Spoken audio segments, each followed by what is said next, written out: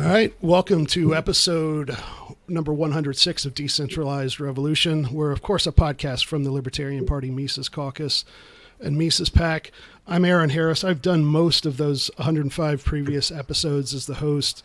Liam McCollum is now in the rotation too, but more importantly, something we've been planning on for several weeks, if not 3 or 4 months now, is we're going to do like a live show every Monday night for now, and kind of like a Tim Pool style hangout roundtable type show. And for this week, we got to have be a rotating roster of people here and there, but fairly stable for the first few weeks. And of course, one of the big element of that, as with everything else in the Mises Caucus, is Mike Heise. Mike, how you doing? I'm good, man. What do you think of Mondays with Me Cox?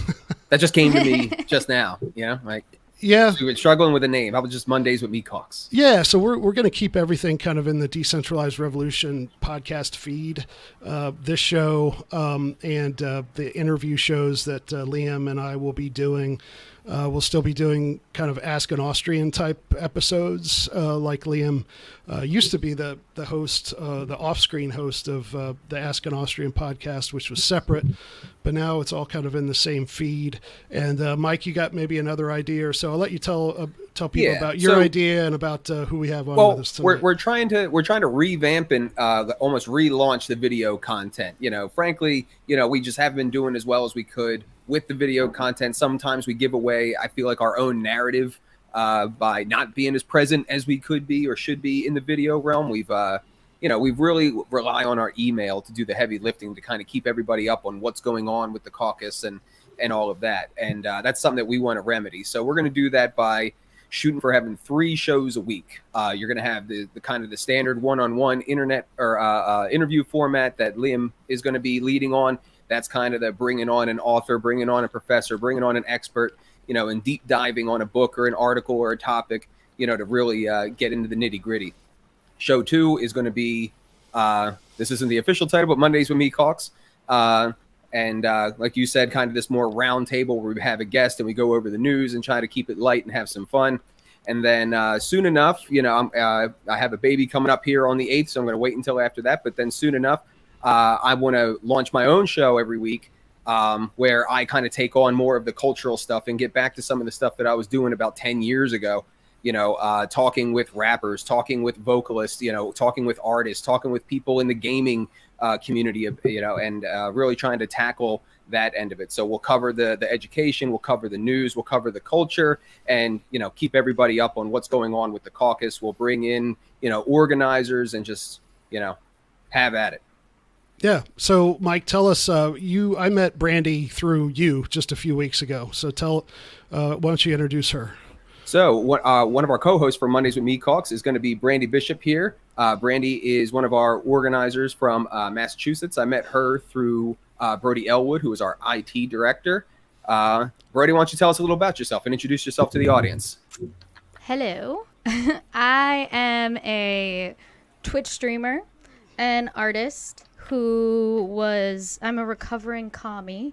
I used to be very, very far left, commie socialist through my early 20s, and then slowly became a little bit more like on the, I guess you'd say, moderate in the middle, and then made a transition to libertarian. So that's me.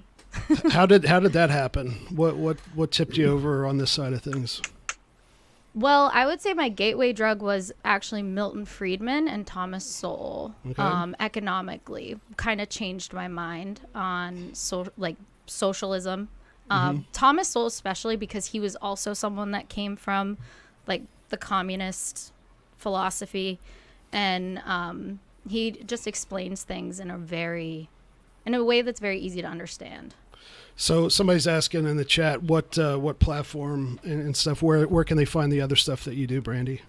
Creatrix on Twitch, and I'm also Creatrix_TTV on Twitter, and Creatrix on Instagram. So yeah, Creatrix. Yeah, and we with our honored guest, we've ignored her up till now, and it's fitting that we have Angela on this weekend, Mike and I were just talking in our Facebook feeds. I got to meet Ron Paul the night of the Take Human Action Bash in Reno a year ago. I'd met him like 10 years before.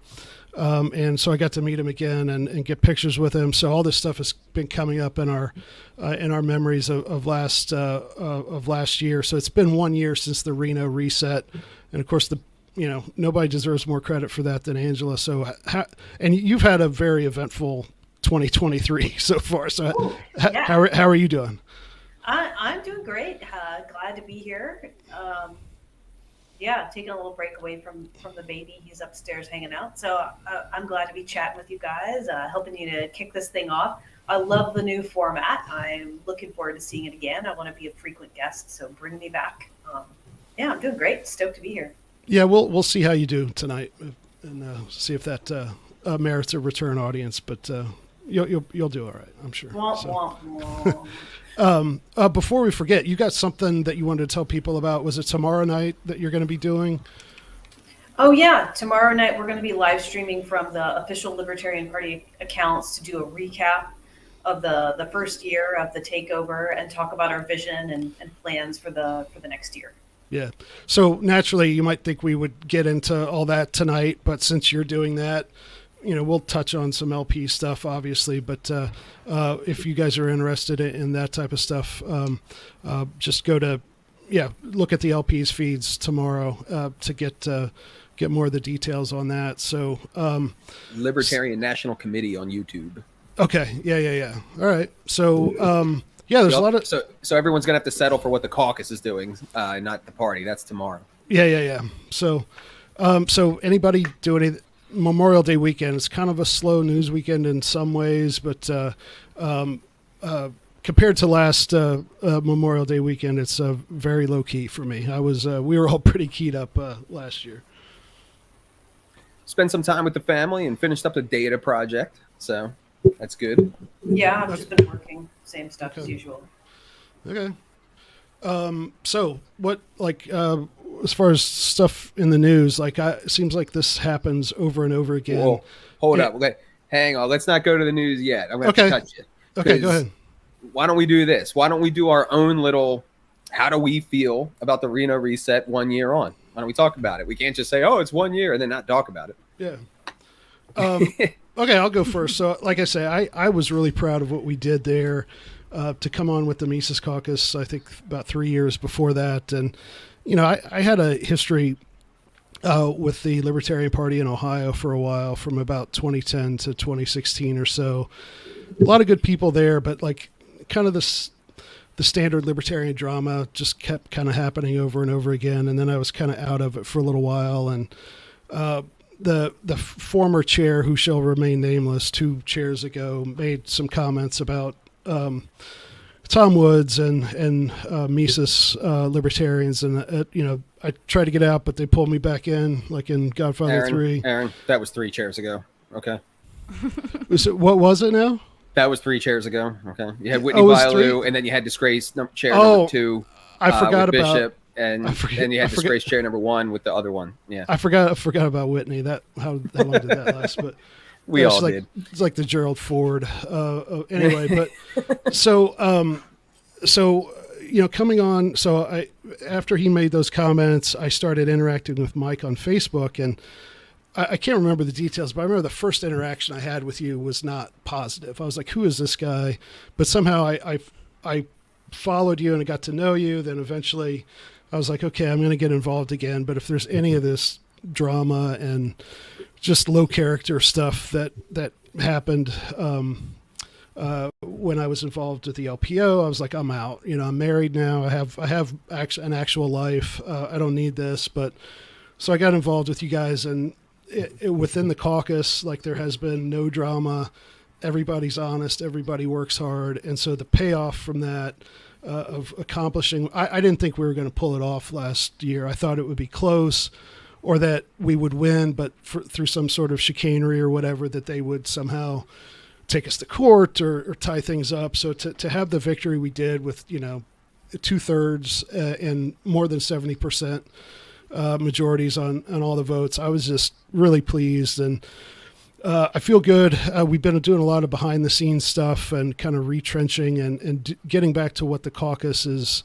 One of the other, one of the pillars always is going to be, making sure that the LP is a viable brand, that it can lead the liberty movement, and we can be proud of that. But then as far as training candidates and doing issues and stuff like that, we've been putting a lot of work into that over the last year. So it's not been as much fun, and it's not been as much like, hey, we have a deadline and we're excited and this is going to happen. But this is the work that we asked for. So we won the right to do all this work last year. So I'm still take a lot of satisfaction from all that. Oh yeah. And as far as what we have been doing, I mean, we're revamping our content like this, trying to form better communication with the audience and with the supporters. But, give us, Amy Lepore has killed it. She stepped in not long before Reno as our candidate support director, and, did a hell of a job last year with all of our candidates. And now this year, she is running 2 trainings a month. And we have recruited about 300 people to run either this year or next year for local office through runislibertarian.com and the whole Project Decentralized Revolution strategy. So, she has been conducting 2 trainings a month, utilizing a varied resources for that training, from the 10th Amendment Center to, elected libertarians, to the Grassroots Leadership Academy, to the Leadership Institute, specialized training around certain offices like sheriff. I mean, she's been doing great with that. And I don't think people realize that stuff might be going on as much as it is. I mean, 300 candidates and campaign managers recruited is nothing to sniff at. I mean, that is a great start for Project Decentralized Revolution. I think if you look at the messaging of the party, it's been totally revamped and way more representative of the actual movement and kind of back to the radical roots of the party that we promised. And we're also following through on what we did with issue coalitions. And, Angela really exemplified that by leading on the Rage Against the War Machine rally earlier in the year. And, we can't spoil what the party's doing. That's going to be Angela tomorrow night. But I think I'm excited about what's coming. And I think there's a lot coming, especially starting here in June. But how do you guys feel about it? Because Brandi, you said that you came in, you weren't able to go to Reno, you said. No, but I actually tried to get involved with the Libertarian Party around 2020, and it was in Massachusetts, clearly. So, and I remember going to like the first, we would have these virtual meetings, and the first one I went to, it felt like not what I was expecting. I was like, oh, these people don't even seem like libertarians, and I was a little taken aback. And then I remember they told me that Ron Paul was racist, and I was like, oh, and I was like, what is going on? So that, and then I tried to organize a anti-mandate protest, and one of the people that was like in charge said that it was bad optics for the LP, and I was like, it literally says on the LP page that you guys are anti-mandate. Like, why is that bad optics? So I think that it's been really good, like the change from that didn't feel libertarian at all. So there's been an upgrade at least. Yeah. It's amazing that I've gotten some feedback from some kind of normie or sort of mainstreamy conservative type friends of mine over the last year. That's like, oh, hey, you guys, I'm not like now the LP is like saying the things that I thought they were supposed to say based on what I know about you. So it's like to not have that, always having to apologize for, something that, somebody at or tweeted or something. It's great to know that we're not going to be embarrassed by the chair of the party and the Twitter account and all that because for a while there it was kind of bad. Yeah, I mean we're doing the things that are hard right now. Like Rage Against the War Machine, we did get some criticism from that, and I don't remember. You have to dig back through the archives, right, and Reason Magazine a little bit too, to see how outspoken the Libertarian Party was on the war in Iraq. I know that Scott Horton felt that they did not do as good of a job as they could have done. Like, my goal is to not have anybody look back at what we did during the time that Russia was at war with Ukraine and say, the United States Libertarian Party did a crap job there. They ruined it. They whipped the ball. Like, whatever happens, like, we've got to be 100% on the issues, and that's what I'm committed to leading us on. And I think that so far we're doing a good job on that. And it's been tough. It's been tough with the just the tenor of how, anybody who says anything, even questioning or explaining the war, that's the biggest thing for me, is like, even to explain maybe why this happened.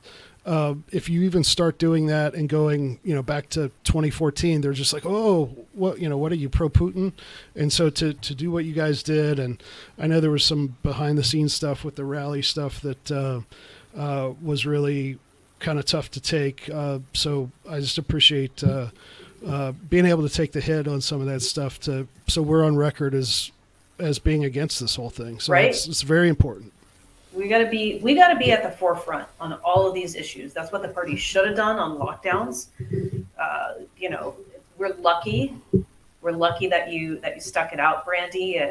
There were plenty of people who looked into us, right around that time, and they were like, "Ew, what?" And they saw, our Twitter talking about wear a mask and social distance, and they just bailed on us, and it's like, I don't blame them. But that's the thing. Like, when you're saying, "Oh, what are you, a Putin apologist?"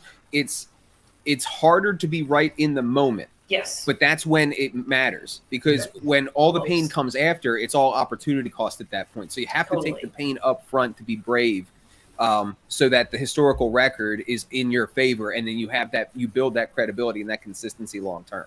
Yep. So we're developing the ability to take it on the chin. The Libertarian Party can take it like a man. That's what I want us to do.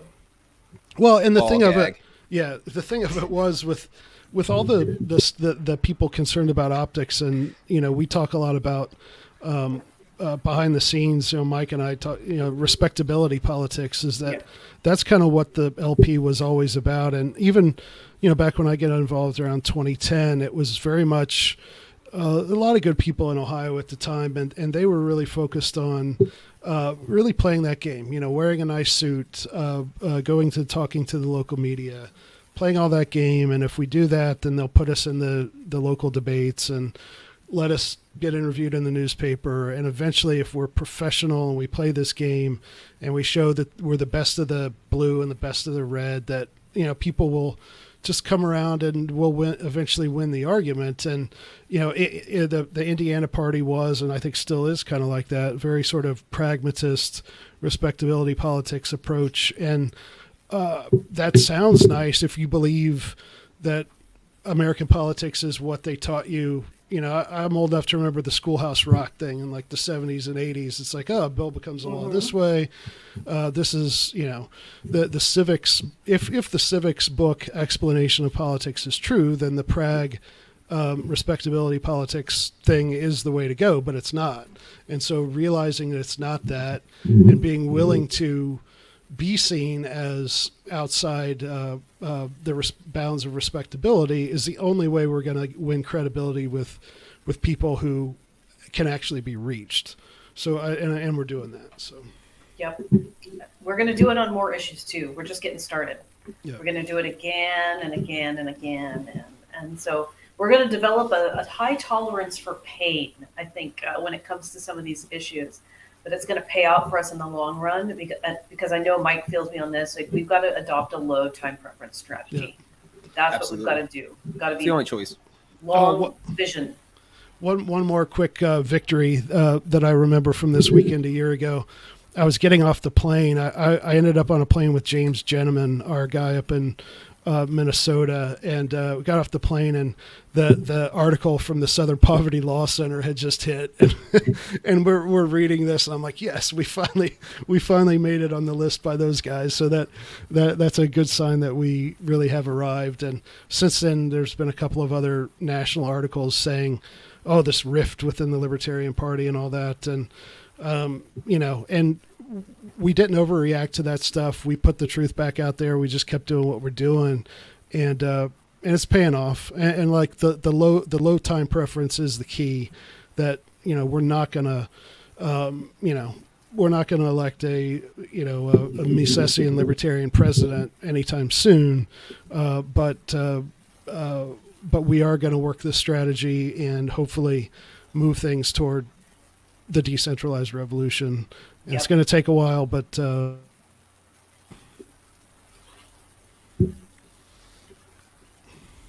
lost you for a second there. His internet went out for a second. Did it go out again? I'm still.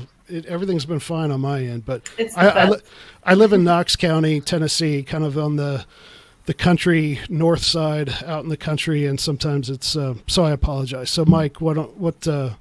Glenn Jacobs is doing nothing for you. Yeah, guys. I need to talk to Glenn. Yeah. No, I would say my proudest moment obviously was just Ron Paul showing up.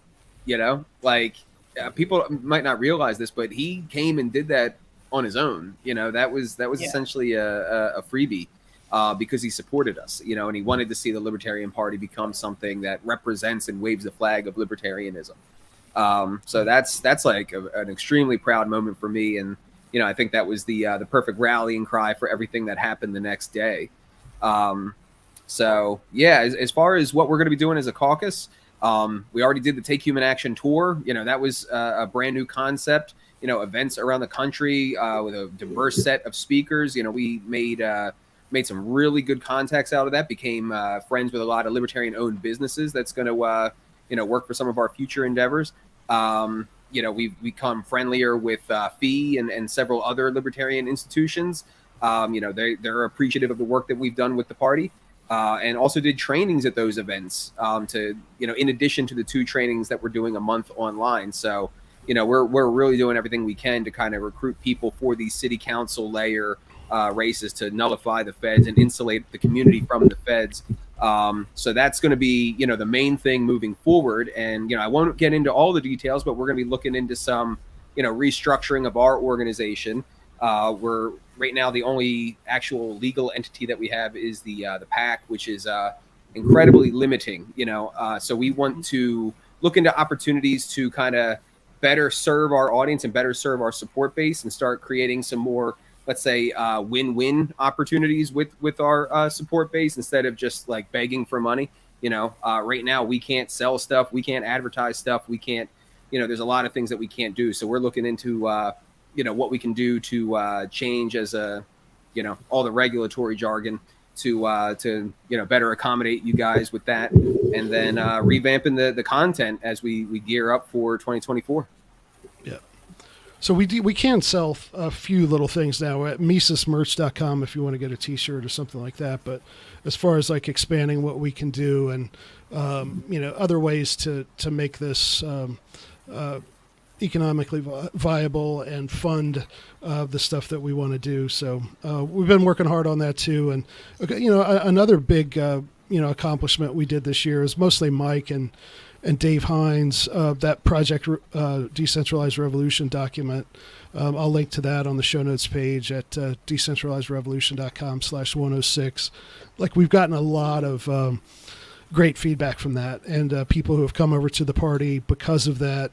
And it really outlines our whole strategy and what we've been doing and why we're doing it now that, after Reno happened. So if you haven't read that document, go to the show notes page and read that, and that'll put a lot of context into what we've just been talking about. Then last thing before we get into the news, we are starting to do giveaways, try to incentivize new donors. You got 2 days left in the month to qualify for this Roth. You're not going to be able to see it, but this Murray Rothbard Silver Round. We're giving away a couple of books. I think it was What Has Government Done to Your Money? Was that what it was, Aaron? I'm not sure because we had another batch. It's Cronyism by Pat Newman, and I think What Has the Government Done? Betrayal of the American Right, Rothbard. Betrayal of the American Right. Yep. Yeah.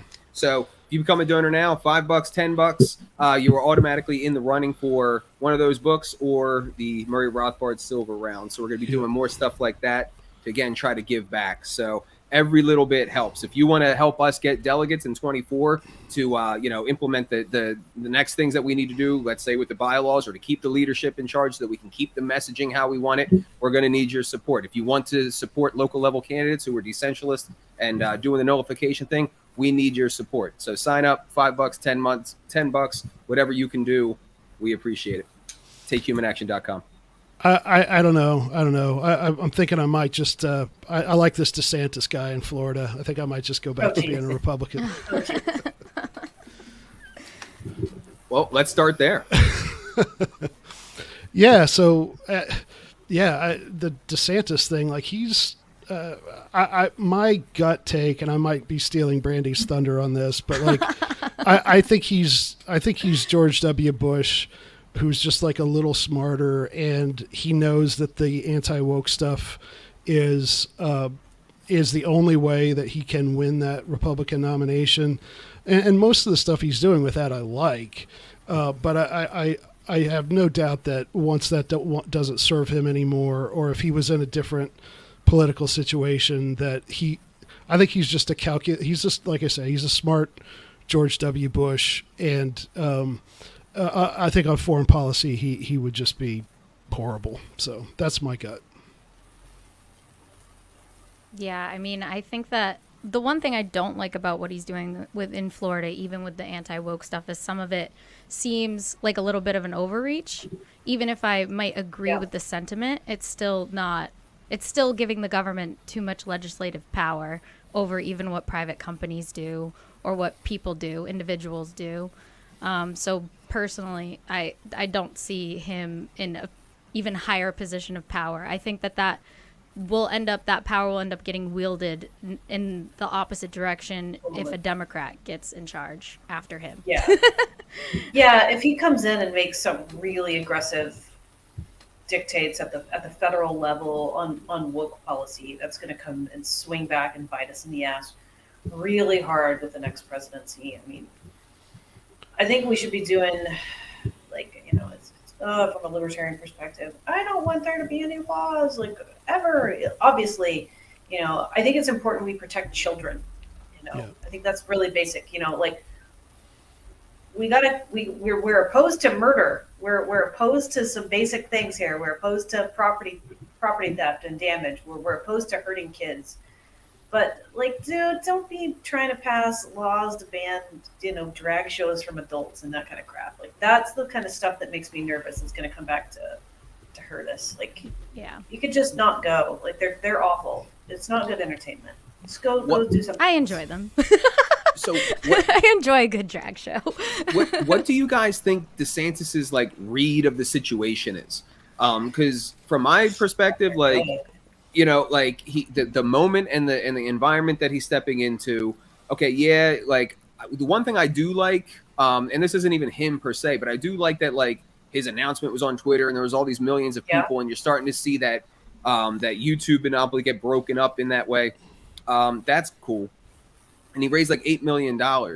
But then you look at, like, all right, well, he's going up against Trump, and that's going to get, nasty. There's no way you go up against Trump and it doesn't get nasty. So, like, he is risking, losing political capital over the course of the campaign. Now, one thing that I do see him as a smarter Bush, like you said, in the sense that he's going to be a neocon. He was at Gitmo. There's some reports that he was leading the torture program in Gitmo.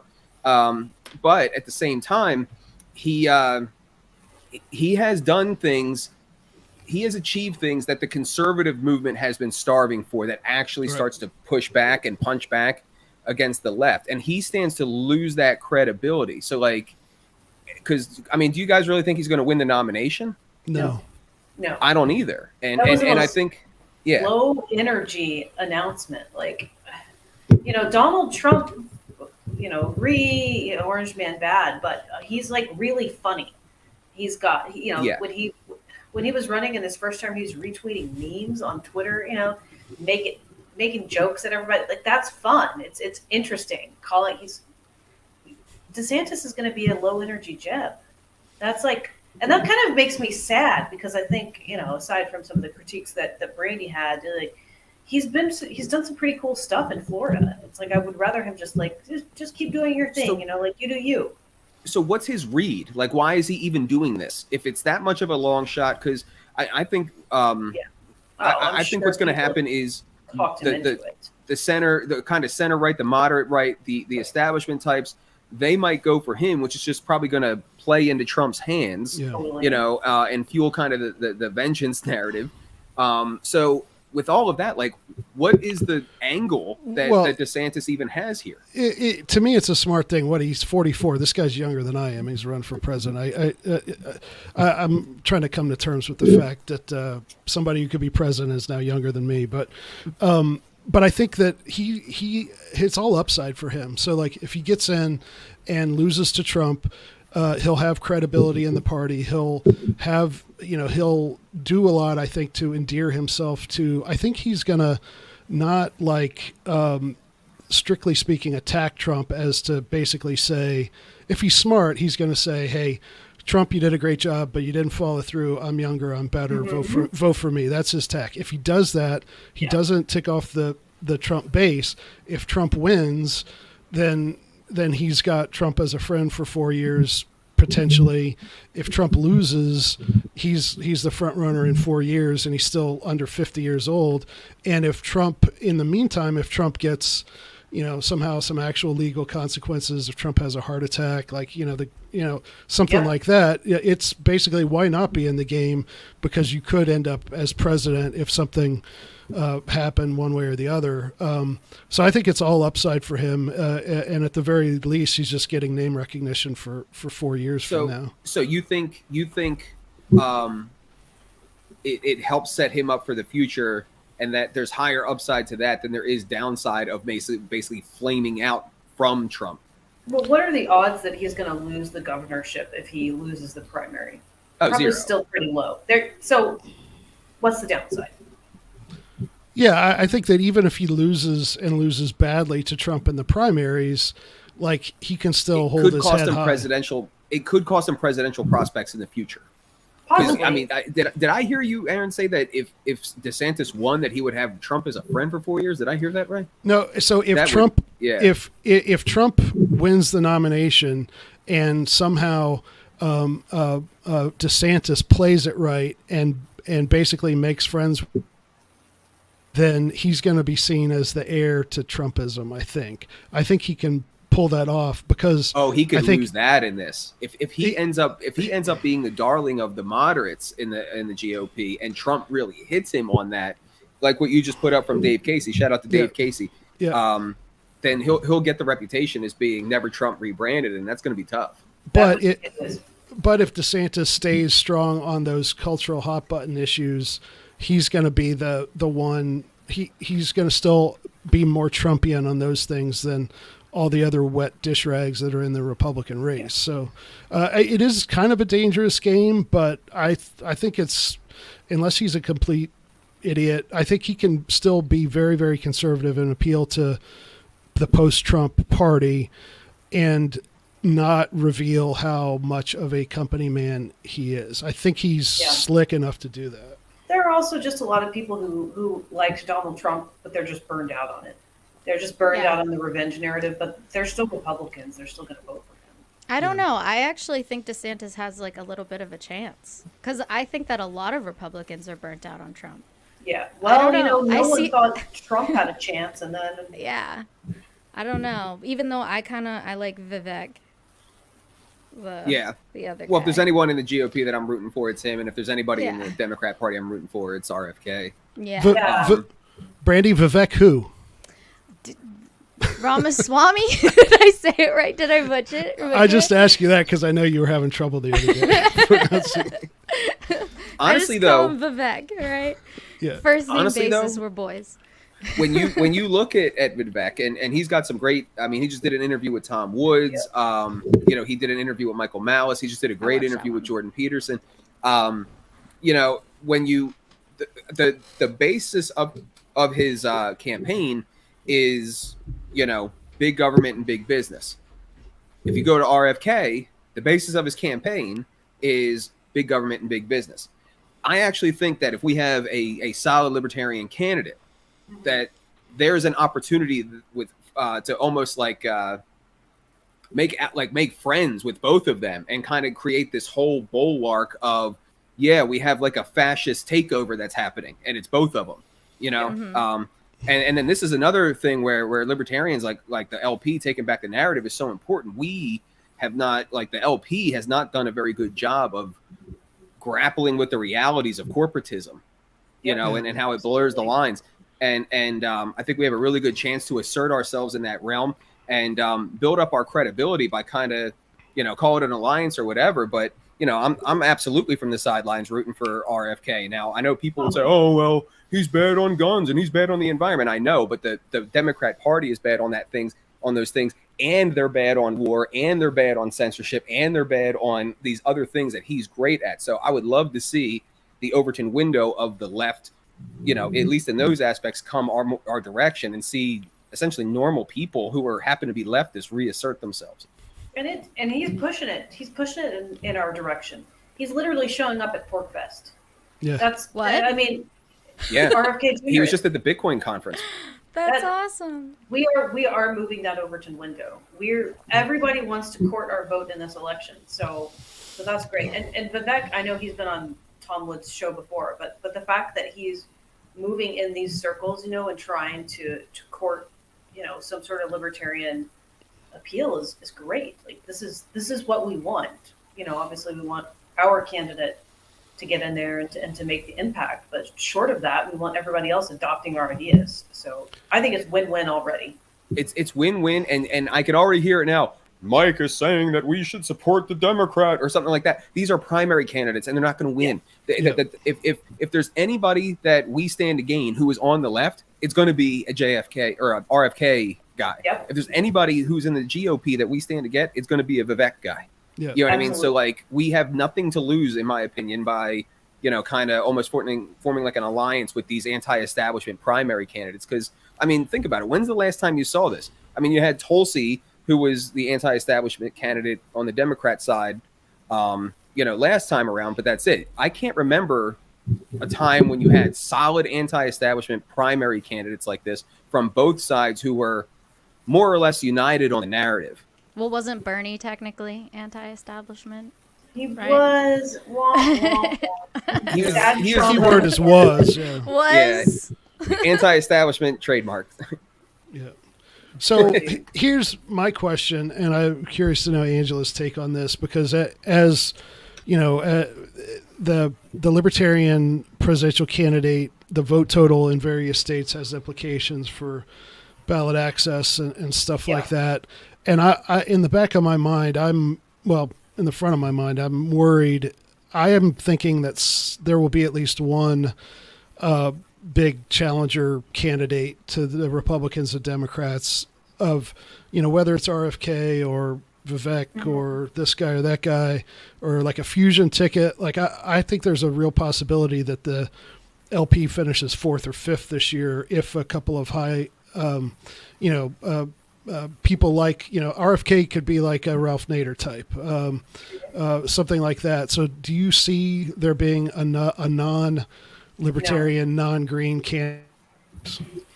No, because no one else has laid the groundwork for ballot access. Ballot access has gotten harder and harder to obtain. Yeah. I'm pretty plugged in that area. There is a group that says they're not a political party that is working to get ballot access called the No Labels Party, and they just had a big setback, we'll call it that, to be polite, in the state of Maine.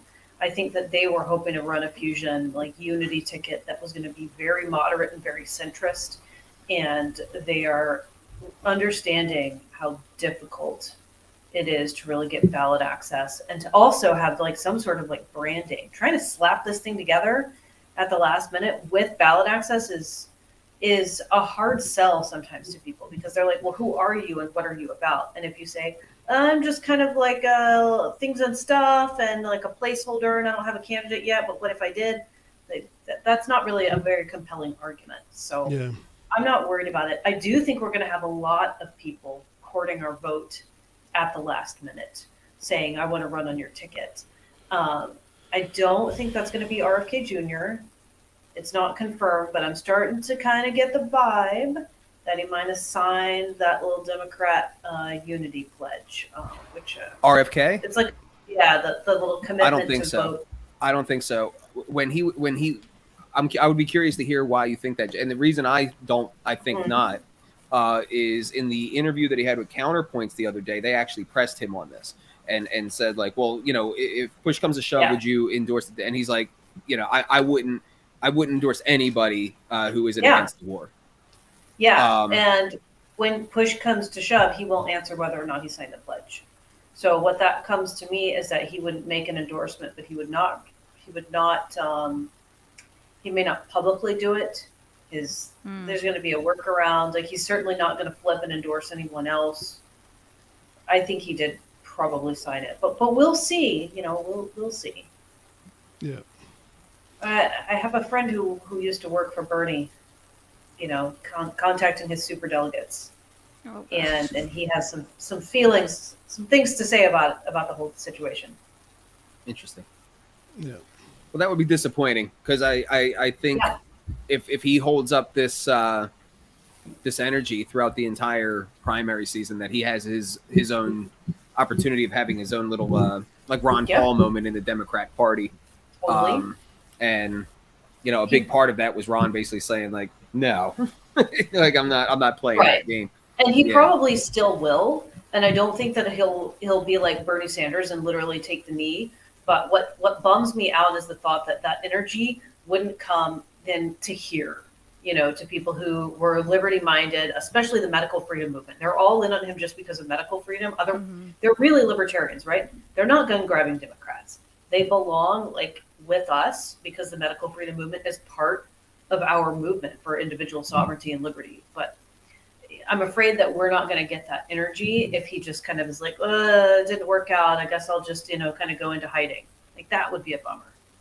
I think I just have trust issues with all politicians. So even what they say at face value, I'm like, I don't, even Vivek and RFK, I can't even endorse anyone or feel confident in any of these people because I feel like they all could be lying to us. I don't know. What's Vivek's background? Isn't he business? Right? Okay, what business kind owner? of business? I actually don't know what kind of. I think the business off the top of my head. I think he's Polish, right? No. Vivek, what is his business background? He's he was an investor. He was like a CEO of some biotech companies or something. I thought it was something in tech. Biopharmaceutical company, Riot Sciences, in 2014, working as an investment partner. Picking up what I'm putting down? Yeah. Pretty sure he's against the jab. Well, I'm sure he's opposed to the woke folk. I feel like they just say what they think people want to hear and what they think is going to get them attention and votes and what's the populist kind of flavor of the week. After leaving Roy Vent, I'm just reading Wikipedia. Yeah. After leaving Roy Vent in 2021, he co-founded and is the executive chairman of Strive Asset Management, an investment firm opposed to the ESG framework. That's good. So my concern is not that he's doing anything nefarious. It's that, when it comes to my views on medical freedom and transparency and quite frankly what you should not put in your body, that maybe we're just not on the same page. And I wouldn't even think that it would be anything intentionally dishonest, but there's going to be some sort of our values that don't align. Does that make sense? Someone who's heavily invested in bio. I kind of feel that way about RFK too, though. Especially with the climate, not so much the bio stuff. Well, he's very good on medical freedom. Yeah, not that, but more so with the climate. Oh, totally. His stuff like that, and even I've read some of the stuff he said a while ago, and I don't know. I feel like if he won, I think he would definitely sign in a lot of legislation that Democrats want him to. I think that he could be moved in their direction. It's fascinating. Okay, so let's break down RFK Jr. because I think this is really kind of interesting. and maybe this is what happens when you have a compartmentalized worldview instead of a holistic worldview that's based on like philosophical premises and absolute truths. He has been very red pilled over this like, lockdown thing, and he was already like very much pro medical freedom, against mandatory things that we're not supposed to talk about on YouTube, all of that, right? But then hardcore climate change kind of weirdo, and he got, had this really bad experience with being labeled like a nut job. And I know he's very opposed to all the COVID policies, but all of that stuff, like all of that medical tyranny and ESG, like climate hysteria, it's all pushed by the same global forces, like the World Economic Forum. Yeah. So I'm like, how does that jive? Like, you hate one half of their policies, but the other half of their policies you're totally on board with. That's like a weird space to occupy. Yeah, it also just, I don't know, I'm a little bit of a conspiracy theorist deep That down. makes sense, though. Like, it's like he hates half of what the WEF is doing, but the other half he's going to be like, yeah, all right. Like, I don't really get that. Yeah. Yeah, I think that for someone who's like the deep state literally murdered his uncle on, in front of the world, that you wouldn't be totally red pilled, like. But he does come from that sort of good government generation, and if you read, look at what RFK and JFK said about, what government can do and stuff. That RFK still has a little bit of that, and he is a. So he's an interesting guy, but like, I think that again, he's hopeful. If this were a civilized country with an actual media, and he actually got some decent, unbiased coverage, I think that he could really move the Democrat debate in a healthy way. And I still think he will some, but like, it's clear that like every time he's mentioned by anybody, it's vaccine conspiracy theorist RFK and all that. So like, just from that perspective, like the fact that so many millions of people in this country like don't believe anything the medical establishment says about that stuff anymore, like it'll just like, I think that a lot of people will start looking down the rabbit hole because of RFK. And he was on CNN though, like, so it's not like they're completely ignoring him. I watched the interview of him on CNN, so they're giving him a little bit of attention. But there definitely was. They obviously were pushing against the vax Trump stuff. a little slice of the pie too. I mean, they're like, we're dying, our ratings, Yeah. Please. And they gave airtime to Ron in 2012 as well. They just did what you described. Like, they tried to hit him on, well, you're crazy because of this thing and that thing. Another thing that I think that sets him and probably Vivek apart is just their demeanor. You know what I mean? And like, and they seem like more or less normal, compassionate people. And there's a lot of good people who have this kind of tinge of white or a tinge of blue pill weakness to them, like where you described, Aaron, is like still believing in good government. And I think it's mostly older people. I mean, if we're being honest, we're all coming from this like radical libertarian, if not anarchist perspective, where it's like, it's actually evil. You know what I mean? Like, and that's just not in the framework for a JFK. Jesus, I keep doing that. An RFK, and it's certainly not there for Vivek either. And I like Jordan Peterson is another one. I love Jordan Peterson for his his work on meaning and all of this stuff. But I identified it way before he ever went to the Daily Wire of like, he still has a fair bit of trust for institutions, right? And that's going to lead him into some bad positions. And then he goes to the Daily Wire, he starts talking about politics more, and then boom, that starts manifesting. And I think you will see that, but I don't know that it's like a character thing. You know what I mean? Yeah, I agree. I mean, that's how I feel about Vivek's, biomedical stuff and, therapeutics for autoimmune disorders that may or may not, things you could put in your body that may or may not do worse things to you than what we've seen over the last couple of years. I'm like, I don't know about that, but I don't always think that that's a character thing. I think it's just people don't realize, how bad it is. when we talk about side effects and things of that nature. Same with his reform the Fed position. That blows my mind. But then again, I'm coming from the perspective of wanting to end it. Yeah. Yeah. Wait, The other thing. reform the Fed?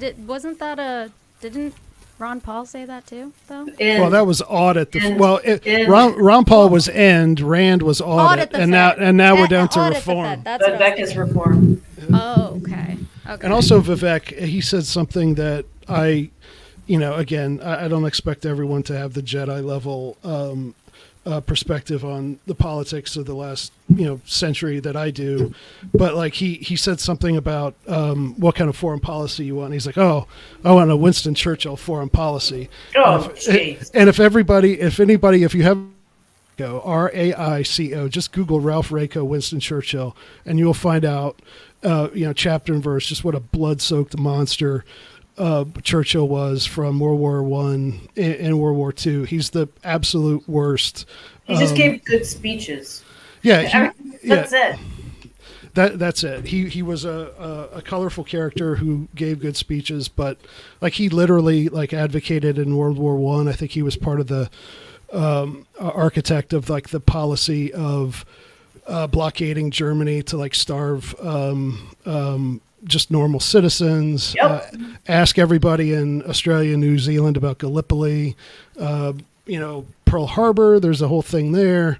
Yep. I think Buchanan wrote a book about that. But like that's the whole thing of like, oh well, we need a strong man in times of crisis to rouse us to doing violent patriotic things. Like if you actually think that's a good answer to your foreign policy question, then I question your seriousness or your morality. So I think people don't know, they don't know how horrendous Churchill was. There's a lot of weird. There's a lot of people who are uneducated about World War II. Oh yeah. Charisma goes a long way. And mythos. When you got the benefit of all the textbooks behind you, Yep, you know what I mean? Like absolutely. it forms a mythos that just kind of makes up the public consciousness of who that person was. Well, there's a very the difficult thing to untangle. There's the famous quote somebody asked, and Churchill actually wrote a lot of books. He wrote a history of World War II. He wrote a history of the English-speaking peoples. And somebody asked him and said, "How do you think history will treat you?" And he's like, "Oh, pretty good, because I intend to write it." So like he talk about controlling the narrative. He was a master at that.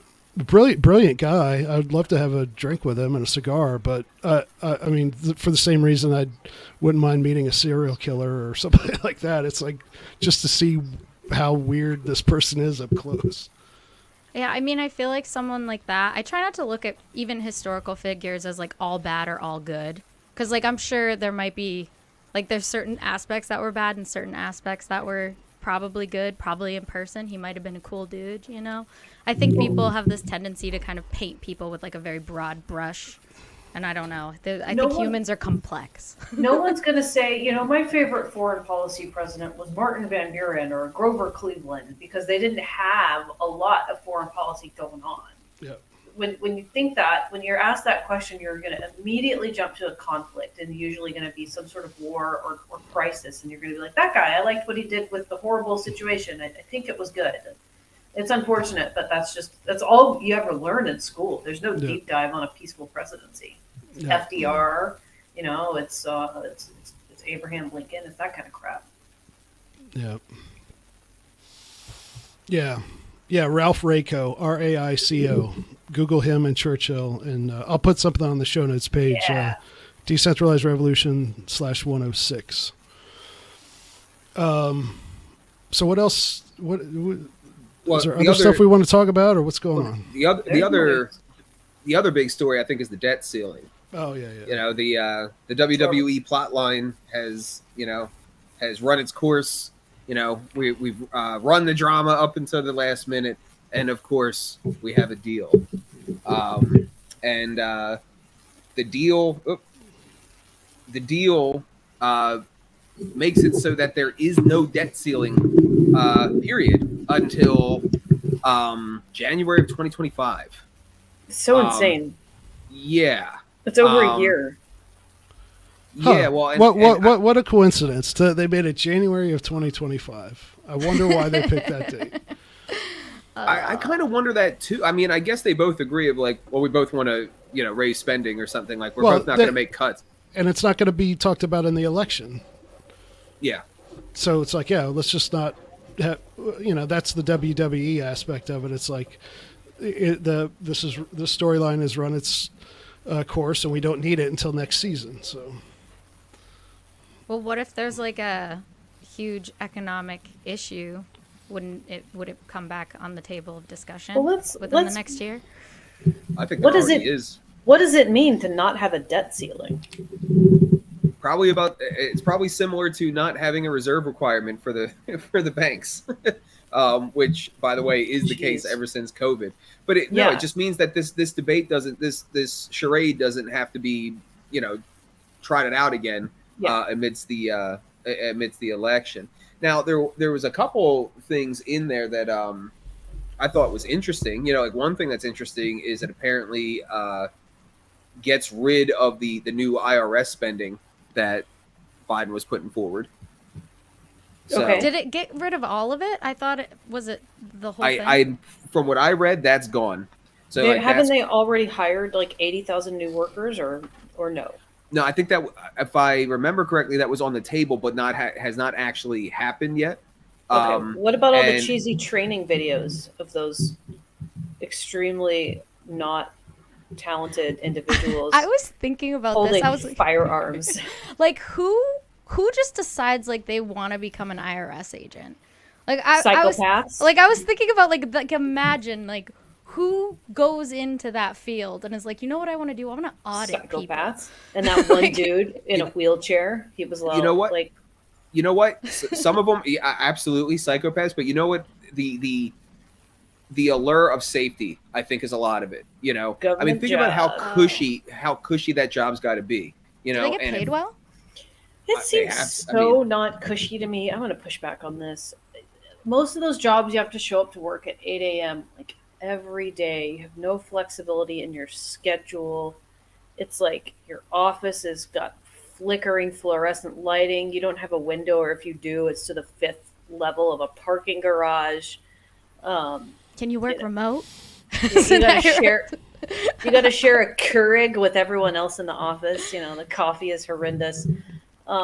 I don't understand the appeal. Like when people say security, I'm like, it seems like you show up every day to like one of the upper levels of hell. Like not really deep in there, but you're still in hell. I don't get it. Well, for some people, that's their fear, what they value and that what they fear, that's a good option for them. But also it's status. For some people, like that. I mean, it sounds important. They have some power over someone else, and they have, good retirement benefits and, the banality of evil, right? It's like these people are not evil masterminds. They're just willing to do. It's just like the guy who feels me up at the airport, right? Like he's not very imaginative, and he's willing to debase himself to molesting people for a steady paycheck because he doesn't want to work construction or something. Like I guess I can see the. Are we doomed? Appeal of that. This Forbes article says debt deal cuts 21 billion of IRS out of 80 billion. 87,000 new IRS agents stay. Oh, boo. So okay. I think I got by the New York Post then. This is from Forbes. I don't know who's more trustworthy. They were already hired. They were already hired and training them. Yeah, I figured it wouldn't be all of it. There's no way they would have conceded to that. They'd already put out the training montage. We're gonna have a training montage. Remember that whole thing? Very abled. I did see the other one saying that it's something about the pipeline. Like they put that in. I'm going to butcher it again. Oh, here we go. Language that expedites a major. The Applejacks pipeline? Appalachian. Appalachian. The Appalachian pipeline. The alpaca Apparently, pipeline. they said that it could potentially push that forward. I don't know. That was one of the things that Republicans asked for. I love how it's like a wish list. Like they're like, okay, like we'll give you this if you guys let us do this, and we get like these things. And they make it out to be like, listen, if we don't do something by June 1st, then your grandparents aren't getting Social Security, and how terrible is that? You better just let us do whatever we want, when there's all kinds of options of things that could be done. Oh, totally. You could cut spending back to 2 years ago. Well, maybe not COVID, but to 2019 levels. You could sell assets. You could sell land. There's all kinds of stuff that could be done that is just not explored, because it's all about moving the uniparty agenda forward of spending for both sides. They need to close all the national parks. Sell them. Sell the national parks. I think I heard recently that, like, was it Nevada? Like 80% of Nevada is government land. Yep. Well, so a lot of the West, not just Nevada, but like, inland California, Montana, Wyoming, like it is, a lot of that land is federal lands. And I think there's been all kinds of stuff over the years that, like, they, lease it for timber for people. So like there's corporate cronyism and stuff on that. But like literally, like I would love to see at some point, one of those states secede and basically tell the federal government, like, guess what? You don't own any of this crap anymore. You can come take all your crap off the Air Force Base or whatever. But the rest of it, we're going to put it in a land trust for the citizens of the state, or sell it off or something like that. Well, because they say it's public, like a park is public, right? I produce events. It's very hard for like a business to even like, if it's public, shouldn't it be land that we can use, right? Because like I'm a part of the public, we're all a part of the public. But funny like, how that works. It's actually very difficult for you to be able to like produce an event at a public park or do anything like that. They have a lot of barriers, at least in the state of Massachusetts, to make something like that happen, and a lot of rules and regulations for all of the lands that there's this one square that is super cool that's owned by the government here, and it's extremely hard to use it for anything. So it's like not public. I'm sure it was a cakewalk putting on an event in DC. What was that like, Angela, getting your permits for? Oh my gosh, it's really nerve-wracking. There's people don't realize, we got a lot of criticisms from broke activist types, I said it, who don't realize how expensive all this stuff is. So in order to get a permit, you've got to have tons of equipment. You've got to have like drawings. It's got to all be spec'd out. We needed insurance. You need, like, the requirements are like wild. You got to pay for a certain number of porta potties per every like few hundred people. You've got to pay for a medical tent and like a mini like ambulance cart. You've got to pay for what else? You've got to have certain types of security. You got to interact with the police. It was like 3 different police departments we had to coordinate for the whole thing. It's wild. It's so much work. It's so expensive. It's awesome. And I'm excited to do another one, but yeah, it's not very easy to do something like that at the Lincoln Memorial. Yeah. It's like and that you scene can't from kick Wayne's anyone World out. Yeah, you can't kick anyone out either.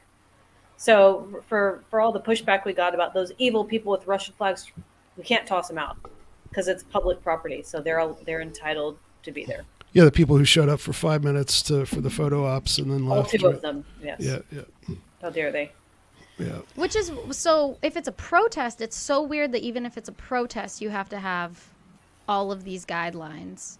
Yeah, you need to follow. I was able to keep people out of the bicycle rack perimeter for VIP guests and all the equipment, but otherwise, like, there's no keeping people out of the quote unquote like event space. I went to the Defeat the Mandate protest. Yeah. In DC. That was, I think it was at the same place, right? It was at the same place. Yeah. So spoiler, we are working with the organizers of Defeat the Mandates to hold a really big badass event. Cool. Next year. So that's going to happen. Nice. Yeah, you need permission to protest. Someone in chat said. Like, you do. It is crazy. Yeah. I mean, you can show up. Well, you can show up, but as far as putting all that giant equipment there, like we did, like, you got to have permission. Tim can tell you all about it. He sat in on many Many meetings. We wouldn't have even been able to do it without Tim. I happen to have hold Tim in very high esteem. He's a nice guy, great guy, hard worker. Tim is based. Tim for chair 2024. He's Maryland, chair. Right? Is he in Maryland? Yeah. Yeah. Okay. Yeah. Yeah. It's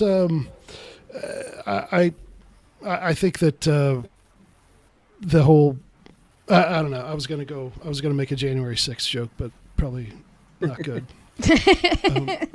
Now you gotta tell it. Yeah, it's all good. Yeah. Now you gotta tell it. You can't just be like, I was gonna, but now I'm not. No, I mean, I would just be nervous, like negotiating with Capitol Police and stuff. Like, every time that they said, "Oh, the deadly January 6th riot," only because Capitol Police shot an unarmed lady climbing through a window. Well, we had to. So thankfully, I didn't deal with Capitol Police. I dealt with White House and Secret Service. Yeah. Is that better? Was a little more chill. Really? Well, yeah, I would say, I would say the IQ level and the general competency level are probably a lot higher than your unionized Washington, D.C. Police Department. So speaking of January 6th, everyone, please remember that the National Libertarian Party has a theme contest for our 2024 convention, which is in D.C. next year. Please go and vote, and there have been some interesting themes, including some Jan 6 themes. So don't let us down. We need a good, exciting theme. I haven't looked at the themes, but is there one theme for like mostly peaceful, where we just like put flames everywhere? Let me see. That could happen. Could happen. You're not gonna get swindled out of your theme this convention. So are they up on is it up on the site, Angela? I believe it is. Let's go to lp.org. Oh, if it's not yet, it might be that people are still submitting this month. I think they're still submitting for a couple more days, and then we're going to be going to the website to vote. So get with your buddies, find out who submitted what, because we've got several submissions. One already had like $2,000 thrown behind it, so it's going to be starting ahead of the rest. But there has been a J6 theme, so I'll be paying attention, watching for that one. That's my favorite. Let's make it happen. I'll never forgive those. I don't know. I'm not going to say the word, but it begins with rat and ends with something.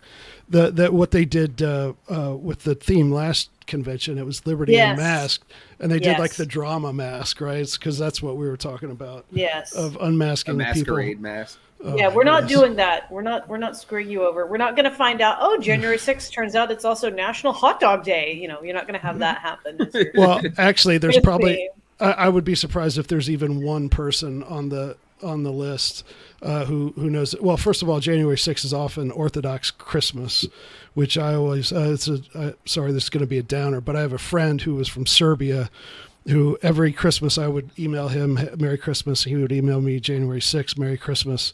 But he died. He got pneumonia and went into the hospital and got COVID and died in 2020. So January 6th, I always think of my friend Surgeon, but I also think it's the fictional birthday of Sherlock Holmes on January 6th, and they'll never take that away from me. So, and it's like you said, it's the Epiphany, Epiphany in for Catholicism too, I think. Yeah. It's not like there's Christmas and there's the Epiphany, but then in the Eastern Orthodox, it's their Christmas, right? As far as I'm concerned, it's like a national shitposting holiday where anything is allowed on political accounts. That's my view of January 6th. Yeah. I when that happened, that's gonna get clipped. Was like, I actually was trying to be very nuanced, and I was like, you guys, like, maybe this isn't what you think it is. And I'm in Mass, so I have a lot of people that are very far left, and I got like attacked heavily. So the people were very emotional about that day. Emotional damage. There's a lot of emotional damage there. What's next, Mike? I think we got the let's see here. The high school debate story that you put up. Oh yeah, that Barry Weiss posted. The intellectualism is thriving in our government-owned school systems. Yeah, yes. Apparently they are making it so that you can't, or if you debate certain topics that they don't ideologically agree with, you will not you will lose, basically. So what's the story? So for the one that Barry Weiss posted, I'm not sure, is it the same one that you're talking about, Angela? I think so. Okay. Just throw it out there. Pull it up. I'm There pulling it up. was one of the judges said that she was a Marxist, Leninist, Maoist. I thought Maoist was a very interesting addition there. I was like, you're openly a Maoist? I feel like if you say that you're a Maoist, you should just automatically be treated like you're saying you're a Nazi, because didn't he technically kill more people than Hitler? Yeah. By a good margin. There's a lot more people to kill in China, fuck. so it's like an authoritarian's wet dream. I can kill everybody. At high school debates, debate is no longer allowed. At national tournaments, judges are making their stances clear. Students who argue capitalism can reduce poverty or Israel has the right to defend itself will lose, no questions asked. Person said, this judge said, before anything else, including being a debate judge, I'm a Marxist-Leninist Laoist. I cannot check the revolutionary proletarian science at the door when I'm judging. I will no longer evaluate and thus never vote for rightist, capitalist, imperialist positions and arguments. And people were also saying that like things that harm minorities, but that's broad stroke there. Yeah. I don't know. Why I'm Is confused debate white still. Right. Well, how do you even make it to it? How do you make it to a judge at that point? Like, why wouldn't you just I don't believe in this and I resign. Like, you have to make it maximum drama to where you get to the debate, I guess. Like, is that the story? Like they got to the debate and then they have the debate and then this person just stole the show of debate is whiteness and I won't stand for this. Right. Like, she won debates because she was the national debate champion. Oh, Before anything else, including being a debate judge, I'm a Marxist-Leninist Maoist. She can't check her beliefs at the door when judging. I will no longer evaluate and thus never vote for anything that might be right-wing arguments. So that means you can't even debate those topics because she won't vote for anything in favor of them ever. Like, she won't ever. So if it's about capitalism is good or bad or capitalism is bad, you can't even have the debate because she won't. So then we just won't debate ideas. I'd like to hear her argument against the economic calculation problem. See how brilliant that is. They're saying there are countless judges at tournaments across the country whose biased paradigms disqualify them from the impartialness of debate, from I will drop America first framing in a heartbeat to I will listen to conservative leaning arguments but be careful. There is a very clear argument against the calculation problem. That is that it is Caucasio-normative. Right. Okay. What the fuck? Oh wow, there's some in Massachusetts. This is fun. But yeah. It's a emblematic of stuff that goes on, but I'm really, if debate is ruined for those kids, I'm not really losing any sleep over that. I think debate is extremely important, especially when it comes. Didn't you out of school? Yeah, I agree. Well, if this is this public school or is this a program that is involved, an outside program that's involved in all of these schools? I don't know. That's unclear. Because Teddy Gerken, the chair of the youth caucus, who is a Mises guy, he was a national debate champion in just the last year. I think that's why he wasn't at Reno. Shout out to Teddy. If you're in college. Okay, I take it back, Teddy. Yeah, and Angela, didn't you say you did debate? I did in college, not in high school. Oh. Yeah, I feel like it's important. I wish I had debate in my high school because I feel like that's a very good skill set to have to be able to argue these points. But now you can't even argue certain points. Well, if you don't have debate and you don't have communication, what are you left with? Yeah. You know what I mean? You're left with just a power struggle, that's what they're attempting to turn this into, and this anti-intellectualism is being inculcated at such in high schools now, and then even further than that, when you see all the woke stuff in like the children's books, so they're doing everything they can to indoctrinate kids, make them dumb so that they can't argue back and think for themselves, and then move them through society for political purposes. I mean, it's really, really sick when you look at it that way. Yeah, and I thought debate, you were supposed to be impartial. Like you pick a topic, and it doesn't have to be something you agree with. It could be something you don't agree with, and you but the imperialists won the war, so you would want to be impartial. Yeah. This is this is about style. It's not even about the point you're using. Debate judge, whatever her name. If you're discussing immigrants in a round and describe the person as illegal, I will immediately stop the round, give you the loss with low speaker points, give you a stern lecture, and then talk to your coach. I will not have you making the debate space unsafe. Wait, so now they're policing your speech in the debate, not even your point of view. You can't use the term illegal. But like, how would you classify an immigrant that wasn't legal? Excuse me, undocumented. Undocumented. On this podcast, no human is illegal, Brandi. I can't believe you didn't you read that in the orientation packet? Sorry. Like I use the phrase, and then I say, well, I don't want to get into borders because this can edge into another story that we had on there of Roy Cooper in North Carolina declaring a state of emergency on school choice. I don't know which one of you guys brought that story forward, but I guess we could talk about school choice. Because I know there's a debate coming up on the Soho forum between who was it, Aaron? So give me a chance to promote episode 107 of Decentralized Revolution is me talking to Gene Epstein. That should be out Wednesday of this week, which would be the 31st. But he just did a debate this past Monday, but he's got one coming up. It's Corey DeAngelis versus Stephan Kinsella on should libertarians support vouchers. And I'm really torn on this, but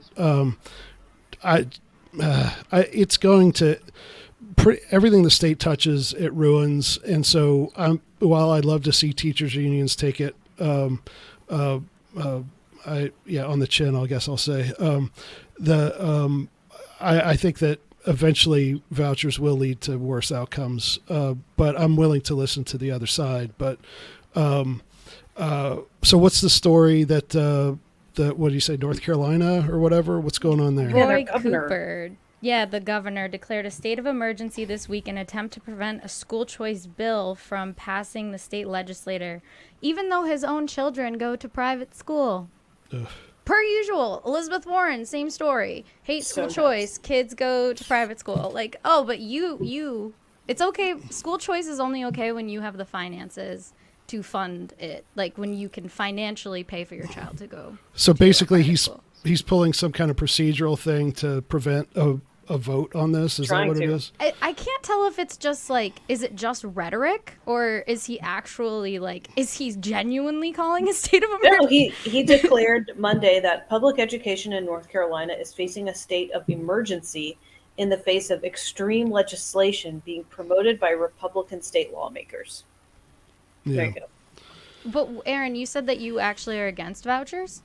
If I had to pick, and I could be persuaded maybe differently, but basically if the government pays for it, all the regulations come in. So that's why that, a college like Hillsdale College that takes no people with student loans or anything, that's the only way they can avoid having to do all the federal mandates and stuff on that. But so basically if you're a charter school or a private school and you take a kid who uses a government voucher, then the state is going to say you have to do X, Y, and Z on diversity and hiring and curriculum and all that stuff. Well, that's why we got to get rid of that too. Yeah, but they already have standards for curriculums and stuff like that. So Arizona's school choice bill is very, very radical. Florida's is not so much. It really depends on what type of bill you pass. That it tells the government how much input it can have. Corey's an expert on it. Yeah. Right. And let's just state it up front. I'm pretty sure we all agree that the libertarian position is the privatization of the school system. You know what I mean? Yeah. So we're talking about real world application, and is this a step forward or not? And we're talking about the margins. the way I tend to look at it is, if I was an elected libertarian in a state legislature, would I vote against it? Would I oppose it? Yeah, not You know what I wrong. mean? Yeah. And when you look at it from that way, like, because when you say should libertarians support it, I don't think that we should be out there saying, well, the libertarian position is school vouchers. That's not true. But do we think that it would like you actually said that you think it would produce worse outcomes? I guess that's what it comes down to. Yeah, I think it will produce better outcomes in the short term. And what I'm very interested in is seeing the Department of Education chipped away in the short term, so that we can potentially abolish it. Anything that we can do, and at the state level as well. Ultimately, I think everybody needs to be pulling their kids out of school and homeschooling. I also feel that way about most public school or private schools, because most of the people who teach in private schools were educated in public schools and also received the same gross indoctrination that has been going on in academia since the 1960s. I think it's all a wash. Trash it. I'm against, like Brian Kaplan wrote a book called the Case Against Education. I'm also against education. Education is something that's done to you. Learning is something you do for yourself. Yeah. So like I'm totally against like organized schooling, for homeschooling, unschooling, life schooling, like all that stuff. I agree. Like putting kids in rows and teaching them out of a book. And even if you got 10 kids in a classroom, you're still compromising and you're putting all the kids into the thing. I've taught before and it's impossible. It can't work. It's babysitting is all it is. Yeah. And that's why the most Americans support it. It's free babysitting. Oh, totally. That's why everybody freaked out during the lockdowns when they lost schools. They were like, what? No, my kid, I can't do this. I can't watch my kids. Yeah. I can't be responsible for. The one thing that would help, like what you said, how you think it would have worse outcomes. I actually was looking at this bill before, the Local Control of Education Act. If that ever got passed, which probably wouldn't, it would prohibit the federal government from mandating and incentivize states to adopt specific standards or assessments. It would allow states and local school districts to set their own policies and priorities based on the needs of their students and communities, which I feel like something like that would help a voucher system work. And that gets to what that gets to what Angela was saying. It really is specific to the details of the bill that's passed. Like it's the same thing in gun sanctuaries. Like not all gun sanctuary bills are the same. And some of them are more radical than others, where it's just you get the money. I think Arizona is like this. You get the voucher, and you can, as long as it meets the minimum requirements, like already the case, you could just pay for a homeschool curriculum and that's it. And if that's how it is, I would say, yeah, I mean, we should, again, not say that it's the libertarian answer, but we should support it. Or if we were elected, we should vote for that if that came across our desk, because now you're providing an easier off ramp out of the it's like getting out of that. And I do think it is a short-term fix. I think the long-term solution is for people to completely radically look at education, learning, as Aaron would want to call it, in a completely different light, and move it back to the home, private tutelage, that sort of thing. Yeah. And if I was running for governor or something like that on the libertarian ticket, I'd say, okay, instead of vouchers, we're going to have tax rebates. So you just get all your property taxes back. Yep. And if you don't have children, that if you want to pay someone else's educational bills, then you get that as a direct one-to-one write-off on your taxes and if you had to limit it, like up to 50% of your tax bill. So rather than pay $5,000 to Tennessee, Tennessee doesn't have an income tax, which is why I moved here. But in other words, since education is so important, if private citizens want to pay for other people their education or learning or whatever, then that's how you do it. It's just tax rebates, I would say. Let's get that bill up on the 10th Amendment Center's website. Yeah, I'll see. I need to give Mike Meharry a call anyway. I liked it. Rand Paul, he had a push, tried to get a bill through that was a school choice bill that I liked a lot because it also included homeschooling. But I think it was kind of I think it was more of like a voucher system where you were, because I guess, because a voucher wouldn't really be like you getting the cash back, which would be the difference between a tax rebate, correct? right? I don't think Well- it's you getting the cash back. I think it's you're getting your portion of the general taxes. Am I right there? Like the general taxes that go to school, and therefore how much your share of the school bill comes Yeah, back. which- Is that right, Angela? I think so. Yeah, I think so too. I know it is wild though per student how much money the government spends on public schools. It's totally nuts. In Mass, I think it's like close to 20,000 per pupil. Like, and you probably wouldn't even get the entirety of that back. I think you would just get like a portion of it, Yeah, but like it's- still. It's like an HSA. Like you get money designated. You only get to spend it on X, Y, and Z. Certain things you don't get to spend it. However, the tax rebate would be just straight get your money back. Yeah. I will certainly grant you this, Aaron. If you were right, and it creates these tentacles where it's like, haha, now we have increased government control of the homeschool curriculums, and we fooled you. Then Yeah. I would agree with you. 10%, 10% of your student body must be trans by 2026. So let's wrap. I mean, we're coming up against time, so staying on the. I'm curious. I suspect I know the answer here. Let's wrap on this kind of going around, sticking on the school thing, because I've been, like I said, I've got my first kid, Angela. You just had your first kid. It's had me thinking of like, is there anything, literally anything, that I learned in government-run school that is applicable to my life, and like. I can't think of one thing. And I can think of all of these things that I would want my kid to get out of an education, and none of it is available. I mean, in today's age, I'm going to want them to know how to use AI. I'm going to want them to know how to run a website. I'm going to want them to know entrepreneurship skills, how to invest, like how to start a business. Like none of this is available in school. I will say, okay, so I'll say I think I might have been lucky in the high school that I went to, but one thing is they let me do independent studies, so I could basically create my own curriculum for a class for things that weren't taught. So like I made a philosophy one and things like that. But like beyond that, I think it was desktop publishing back then, which now would be called graphic design. So that I think was valuable. That's something that I use now. And also my economics class wasn't bad. I learned about stocks. We got to do like mock stocks and stuff. I learned a little bit about that. But did they teach you about stocks in the abstract, or did they teach you here's what you should look for in when you're investing? We practical. We had our own stocks, like in real stocks. Like we were picking our own stocks and basically deciding how much money it was fake money, obviously, but like deciding how much money we were putting in and learning from that way. I mean, obviously, I'm being very, very, very, what's the word?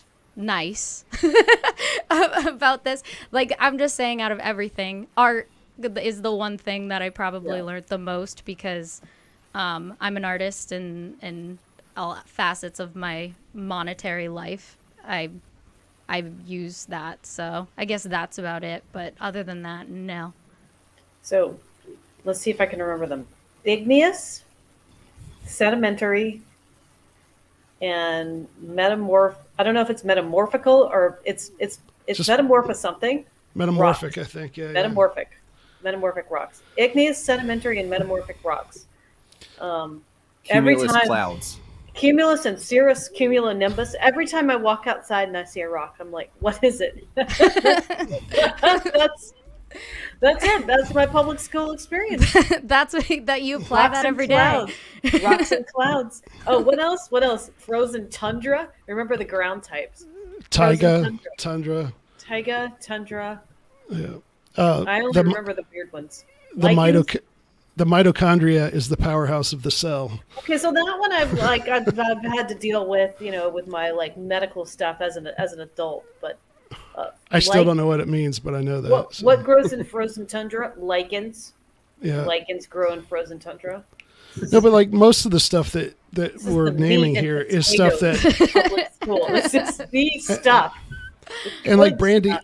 like I'm sure that like you would have picked up your art stuff like elsewhere. Like so that's the thing. Like as far as what you actually have to sit through in public school, the stuff I had a you great could art also. teacher. Well, I'll yeah, say that but much. but the chances are that in a completely libertarian world, that art teacher is going to have his own sort of art studio, and only the kids who want to go do art are going to show up, and so it's going to be even better. Oh, than, yeah, for sure. So My argument isn't that public school is good. I actually was homeschooled for half of my elementary school experience, but I have mixed feelings about homeschool. I'm more into like the homeschooling pods.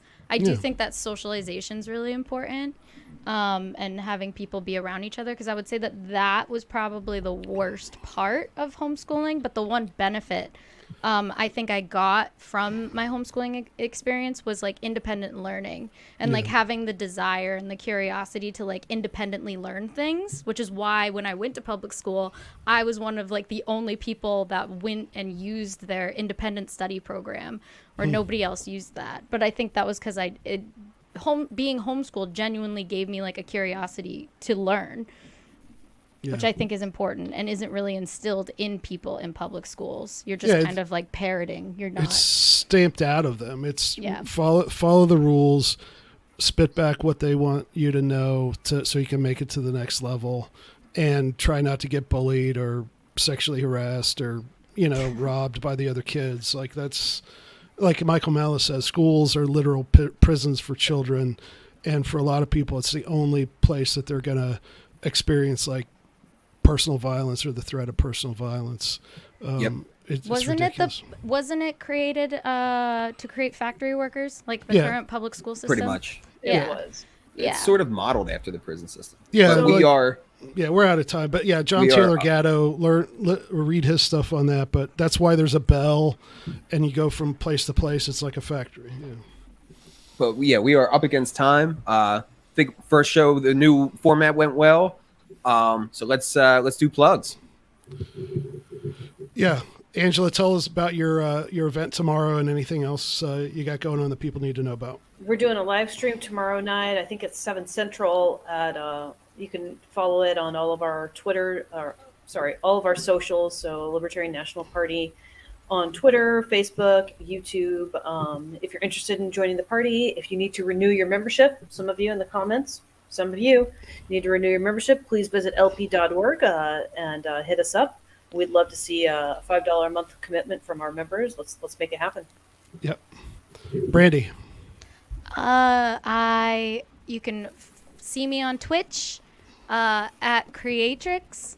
I stream video games, and also at Creatrix_TTV on Twitter and Instagram. Mike. And Michael Heise at Mises Chair on Twitter. I'm going to get around to using Twitter at some point. Join the Libertarian National Party, lp.org/join. It's $25 for 1 year membership.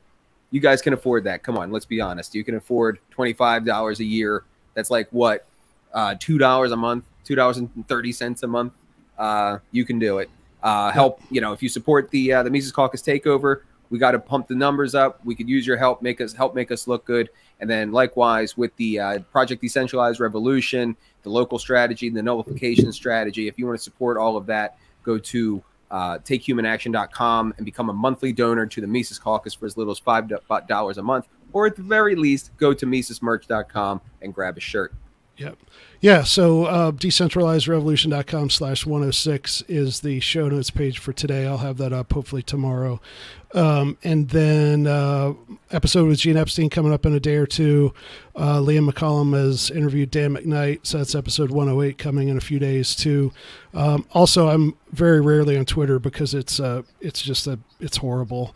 It makes me but if you want to suggest future guests or anything like that, I'm at Liberty Aaron, AARON on Twitter. So hit me up there, and we'll say goodbye, and we'll see you next Monday. Peace.